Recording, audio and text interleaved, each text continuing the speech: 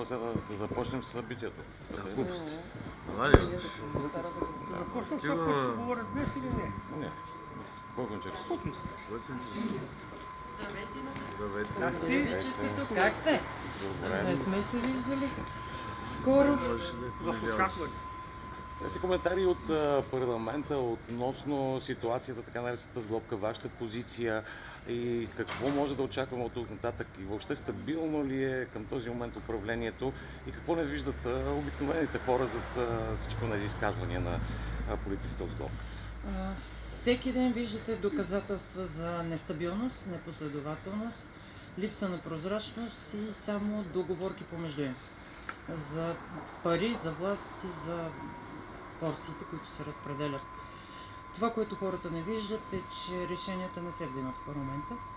Продължава този модел на задкулисие, на скрити игри, на договорки и разпределяне някъде по кабинетите и някъде скрито.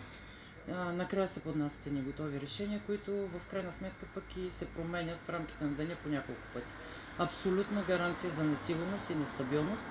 Всяко следващо решение на сглобката е по-лошо от предишното. Това е агония за държавата. Нашата позиция е ясна и категорична. Колкото по-скоро това правителство си замине и това мнозинство си разтури, толкова по-добре за България.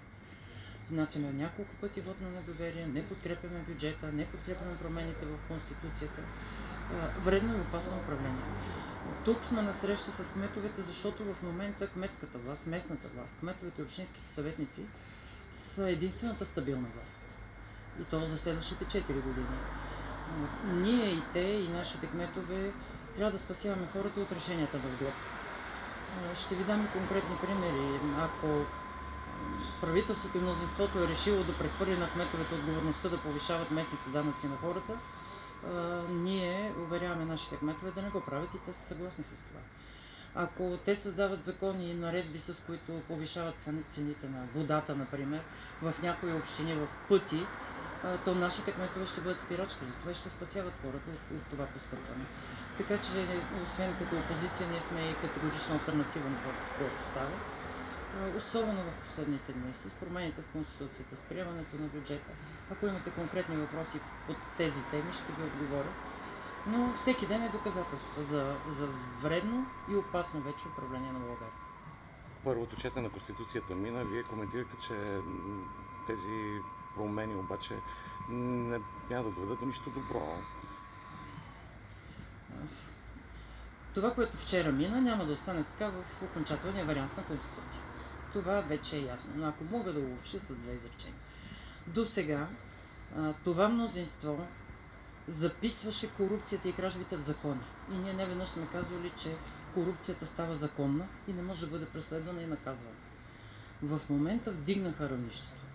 През най-сериозния, най-висшия закон в държавата, Конституцията, държавнотворния закон, там продават българския национален интерес и си разпределят държавата на порции вече през Конституция. Казвам, че продават българския национален интерес и суверенитет, защото вчера чухме Борисов да твърди, че двойното гражданство при министрите ще остане. Това е абсурд. Да управляват хора, които служат на два народа и на интересите на две държави е немислимо за българския национален суверенитет. Защо казвам, че си разпределят държавата? Защото и през Конституцията се опитват да уредят разпределянето на регулаторите в държавата.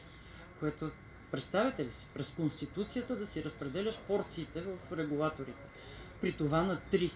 Независимите регулатори, независимите институции, така да го кажем, които трябва да контролират и икономика, и бизнес, и политици, и държава, ще бъдат определени и разпределени, включително през Конституцията на 3 порции. Тоест, това е увековечаване на това управление за години напред, чрез разпределяне на порциите и вземането на тези места. Затова казах, всеки ден, всяко решение все по-лошо от предишното и все по-опасно. До сега корупция в законите, сега продажба на национален суверенитет и разпределяне на държавата през Конституция. При положение, че това мнозинство и тази сглобка е толкова стабилна, обаче вие ще продължавате ли да искате вот на доверие? Какво би включвал следващия, може би? Не сме мислили конкретно за следващ, защото сега искаме да се разгледа по-бързо бюджета на страната. но вота на недоверие е най-висшият парламентарен инструмент на опозицията. Ние няма да се откажем от този инструмент, защото макар и да не минава математически, сме сигурни, че по-голяма част от обществото чува и вижда нашите аргументи.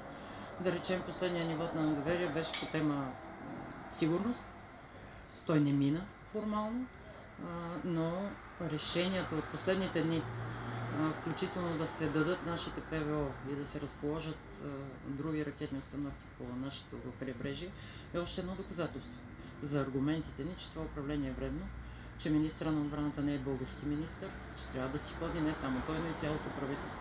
Така че дори математически да не можем да преодолеем това мнозинство, вярвам, че все повече хора ще чуят и ще видят аргументите ни против този тип на управление на страната. Дерогацията, зелената сделка не дадат отговори на въпросите на хората по-евтин или ще се запази цената на горивата или пък на електроенергията. Там каква е вашата позиция?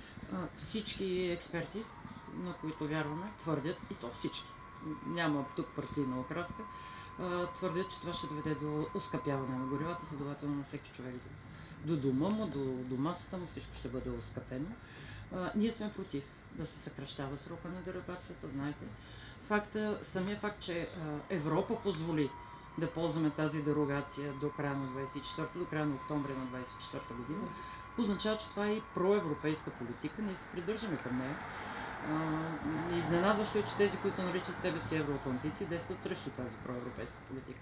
Щом европейските колеги са оценили, че България има нужда от тази отсрочка, за да не си срива икономиката, да не натоварва домакинствата и населението си, това е верният път. И ние сме против да се съкращава дерогацията. Но и при тях не е въпрос само просто на срок, дали да е януари или март.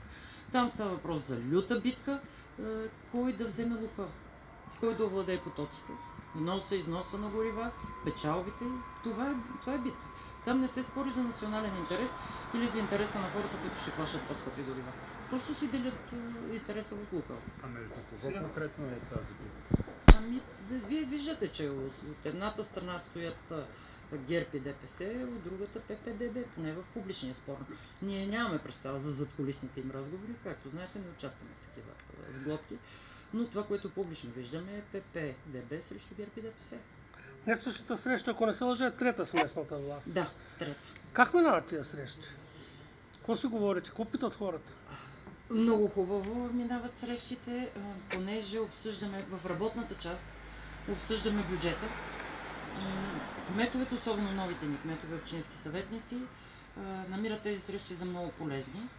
Още повече, че толкова се усложни и така затрудни бюджетната процедура в момента, че те са настръхнали. Ще ви кажа, например, бюджета се забави с приемането, защото се пазарят помежду си, включително и на гърба на бюджета и на хората.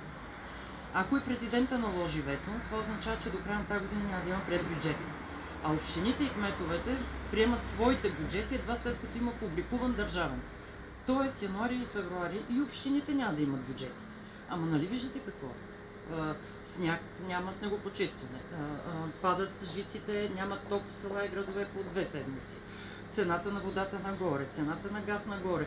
И общините са парализирани и чакат тези от сглобката да се насландисат да си приемат бюджета, за да приемат и общините своите. Това е удар върху цялата мрежа на местната власт и върху целия народ. Това притеснява ли е местната власт? Притеснява и го казвам като елемент от срещите, които провеждаме, защото точно това обсъждаме. Освен това, натиска кметовете да дигат местните данъци и такси ги притеснява и не искат да го правят. Цената на водата ги притеснява, защото тия решения минават и през общински съвети, а общинските съвети в момента са твърде шарени. На много места няма формирани общински мнозинства, няма избрани още председатели на общини. Доста е объркана в момента картината и когато и отгоре и държавата и управляващите ти сложат този натиск и това безхаберие и несигурност, която отгоре идва, и то вече картината и надолу се усложнява. Затова тези срещи са полезни, защото ние обсъждаме бюджета перо по перо, проектите на общините, с какво ние можем да сме им полезни, защото местна власт без силно представена парламентарна група, която да защитава интересите на хората, не може да се справи. Това е целта на срещи ни, освен, разбира се, да им благодарим, да ги поздравим за резултата защото знаете, че на тези местни избори ние повишихме и броя на кметовете, и гласовете, които получихме като коалиция. Така че сме доволни. Това и тези хора го заслужават. Всичките работиха много, но сега ги чака още повече работа. Има ли сте сътресение в самата партия? Очаквате ли битка за председателския пост, каквато така много се коментира след изборите в София? Нямаме сътресения в партията. Самите резултати показват, че сме мобилизирани добре. Що се отнася до председателския пост, има време до година, до октомври. Това е почти цяла година. Кой знае до тогава какво ще се случи.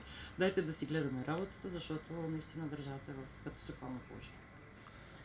Благодаря. Заклатихте двамата